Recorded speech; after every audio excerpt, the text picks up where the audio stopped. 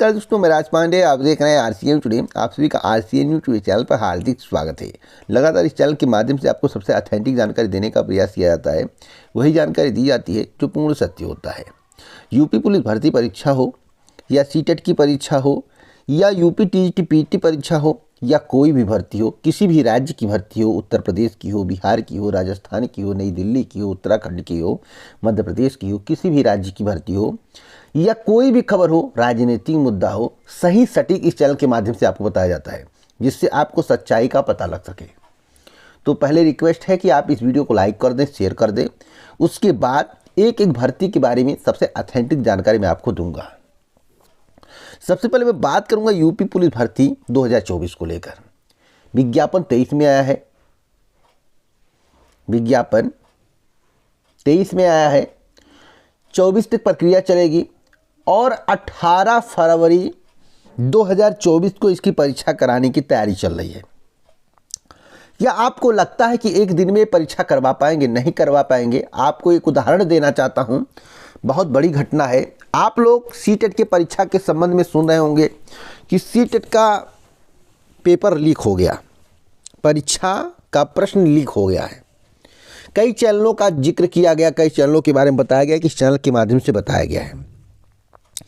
अगर सीटेट जैसी परीक्षाएं जो निरंतर कई दिन चल रही हैं, कैंडिडेट की संख्या यूपीपी यानी कि उत्तर प्रदेश पुलिस भर्ती से काफ़ी कम है, अगर ऐसी परीक्षाएं लीक हो रही हैं आसानी से, तो जिसमें कैंडिडेट की संख्या लगभग 47-48 लाख है, जो कि फाइनल सबमिट है फॉर्म, आवेदन की संख्या 50 लाख, कैंडिडेट जो फाइनल सबमिट किए फीस जमा करके लगभग 48 लाख, 48 लाख लोगों को एक दिन एक समय पर सड़क पर उतार दिया जाए या एक दिन दो समय पर उतार दिया जाए, लेकिन जो निकलेगा, जो घुसेगा, यानी कि जो अंदर आएगा, कुछ बाहर जाएंगे। भाई जब पेपर छूटेगा तो बाहर लोग आएंगे और जब दूसरे पाली में पेपर होगा तो अंदर लोग जाएंगे। आप बताइए उस समय की क्या स्थिति होगी।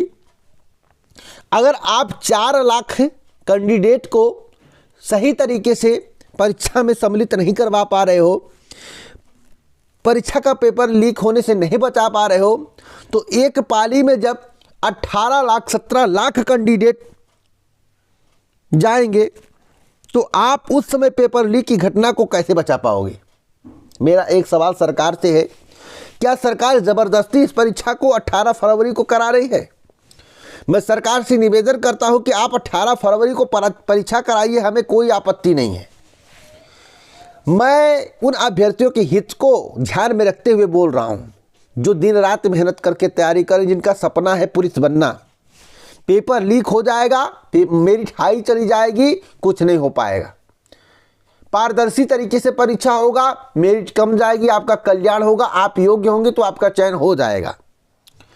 तो पुलिस भर्ती परीक्षा 18 फरवरी को कोई आपत्ति नहीं है, लेकिन एक दिन परीक्षा ना हो, 18, 19, 20 3 दिन परीक्षा हो, 4 से 6 पालियों में परीक्षा हो और एक दिन मात्र 12 से 14 लाख कैंडिडेट परीक्षा दें, वह भी 2 पालियों में। एक दिन 2 पालियों में 12 से 6 लाख एक पाली में परीक्षा दें, तो पारदर्शी तरीके से कुछ संभावना है हो जाएगा।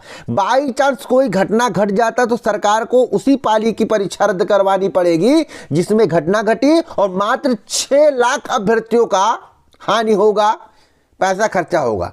अगर एक दिन 2 पालियों में 20-20 लाख कैंडिडेट को उतार दिया जाता, 22-22 कैंडिडेट परीक्षा देते हैं और ये पेपर लीक हो गया, एक पाली का 20 लाख अभ्यर्थियों का नुकसान होगा। आप बातों को ध्यान से सुनिएगा, समझने का प्रयास करिएगा। जो मैं आपको बता रहा हूं कोई बताएगा नहीं।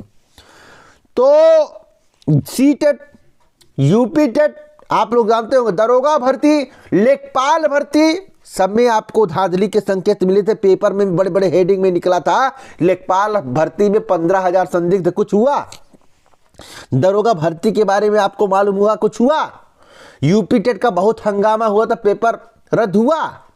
यो वीडियो 2018 का आपको मालूम होगा।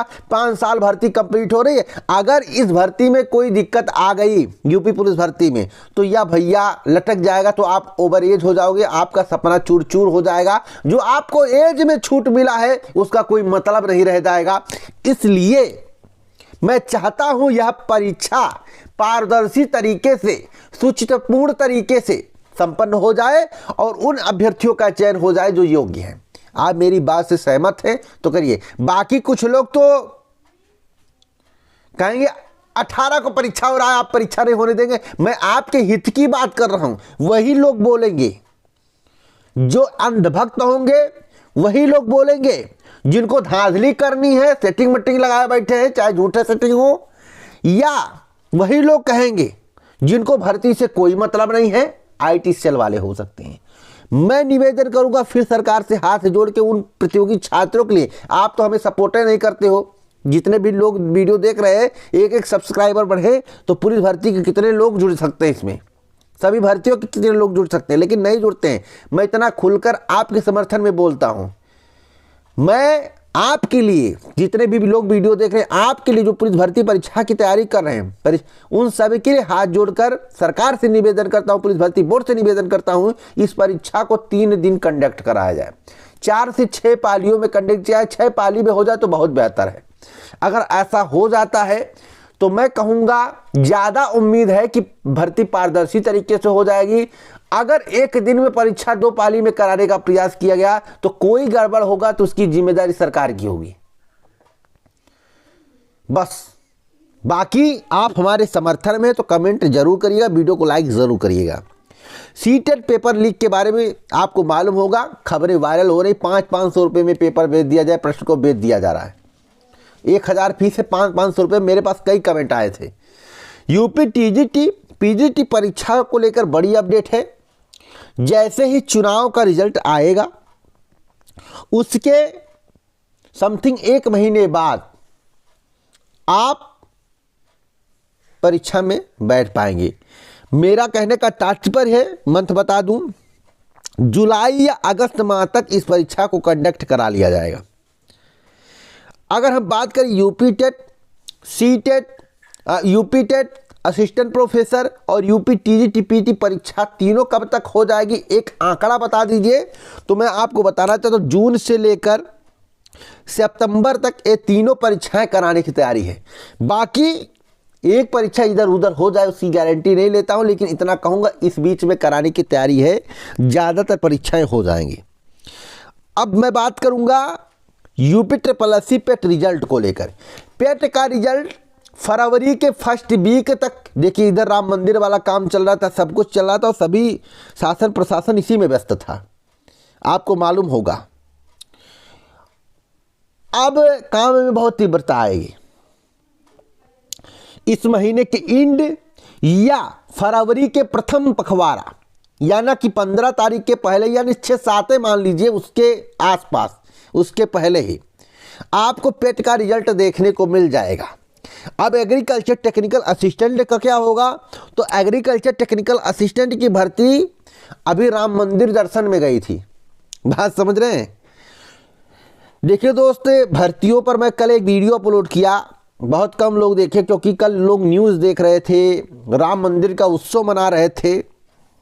कई लोगों ने कहा कि सर AGTA कब आएगी, AGTA कब आएगी। हमने कहा कि भैया आपको राम मंदिर मिल गया, मंदिर मिल गया, इससे बड़ी खुशी क्या हो सकती है। अब AGTA आए या ना आए, व्यक्ति को भगवान में श्रद्धा रखना चाहिए, व्यक्ति को खुदा में श्रद्धा रखना चाहिए, हर व्यक्ति को ईश्वर में श्रद्धा रखना चाहिए। यह बुरी बात नहीं है, परंतु ईश्वर के साथ साथ महंगाई, बेरोजगारी इत्यादि पर भी ध्यान देना चाहिए। अगर आप मंदिर के भरोसे और मस्जिद के भरोसे इत्यादि के भरोसे मात्र वोट देते हो तो आप भूल जाओ आपको नौकरी मिलेगी। स्पष्ट मैं आपको बता दे रहा हूं। मेरी बात किसी को अच्छी लग सकती है, किसी को बुरी लग सकती है, परंतु मैं निवेदन करूंगा कि उन मुद्दों को दबने मत दो जो मुद्दा आपके हित के लिए है, आपके लिए है, आपके जीवन के लिए है, आपके माँ बाप के भविष्य के लिए है। मैं यही कहूँगा, उस मुद्दे को आप कभी भी दबने मत देना, क्योंकि महंगाई होगी तो आपकी कमाई जब नहीं होगी तो आप महंगाई में जीवन यापन नहीं कर पाओगे। जब आप बेरोजगार रहोगे, आपके पास पैसा नहीं रहेगा, तो पैसे के अभाव में घुट घुट कर जियोगे। जब भर्ती नहीं आएगी तो नौकरी नहीं आएगी, नौकरी नहीं आएगी तो फिर आपको पैसा नहीं मिलेगा, पैसा नहीं मिलेगा तो अपने फैमिली का जीवन यापन नहीं कर पाओगे। तो इस पर आपको विशेष ध्यान देना है। इन सब मुद्दे को कभी मत भूलना, ये अहम मुद्दा है। इस मुद्दे को ध्यान में रखोगे, भविष्य आपका उज्जवल रहेगा। बाकी मंदिर बन गया है, आराम से जाइए, दर्शन करिए भगवान का। जय श्री राम, जय श्री राम जो भी बोलना है, जय श्री राम, जय सिया राम जो भी बोलना बोलिए, लेकिन प्रभु के नाम पर, मंदिर के नाम पर कभी राजनीति नहीं होनी चाहिए। धर्म के नाम पर राजनीति नहीं होनी चाहिए। हमेशा वास्तविक मुद्दे पर राजनीति होनी चाहिए। हाँ, आप श्रेय दे सकते हो उस भगवान का, उस ईश्वर का जो हमें बनाया है। कुछ लोग कहते हैं जो राम को लाए हैं हम उनको लाएंगे। भैया कौन लाया है राम को? राम सभी को लाए हैं। उनकी शक्तियों का बखान करिए, उनके बारे में बखान करिए, उनके गुणों का बखान करिए, उनकी मर्यादा का बखान करिए, लेकिन मैं कभी नहीं मानूंगा कि राम को लाए हैं। राम हमेशा कण कण में है। अगर मुझे मंदिर नहीं मिलता है, मुझे मस्जिद नहीं मिलता है, मुझे गुरुद्वारा नहीं मिलता, तो अपने घर पे मैं उनकी बिन्नत करूंगा। क्या भगवान मेरी नहीं सुनेंगे? सुनेंगे। और भगवान तक पहुंचने के लिए, भगवान से मिलने के लिए मुझे किसी की सिफारिश की जरूरत नहीं है, किसी के सोच की जरूरत नहीं है। बात समझ रहे? इसलिए मैं आप सभी से निवेदन करूंगा कि आप अपने मुद्दे को ध्यान में रखें। महंगाई, बेरोजगारी, जो आपका जीवन है, अपना हॉस्पिटल इत्यादि शुभ सुविधाओं पर बात करें, ना कि फालतू की बातें करें। हमेशा आप दिल से भगवान को माने, राजनीतिक मुद्दा ना बनने दें। यूपीपीसीएल 2024 में पद बढ़ गए।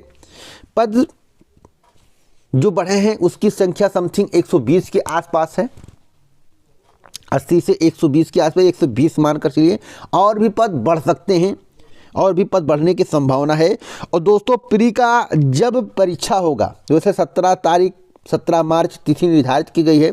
सुनाई पड़ रहा है कि 15 से लेकर 22 के बीच में आदर्श आचार संहिता लग जाएगा, यानी कि मार्च के तीसरे सप्ताह में आदर्श आचार संहिता लगे। क्या परीक्षा पर प्रभाव पड़ेगा, यह तो चुनाव आयोग और शासन निर्णय लेगा।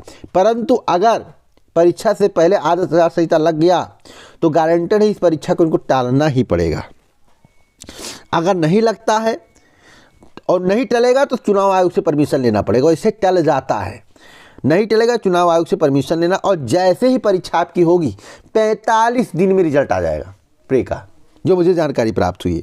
तो आप इस वीडियो को शेयर करें सटीक जानकारी के लिए, जिससे सभी को सही सटीक जानकारी मिलती रहे। पूरा वीडियो सुनने के लिए दिल से धन्यवाद।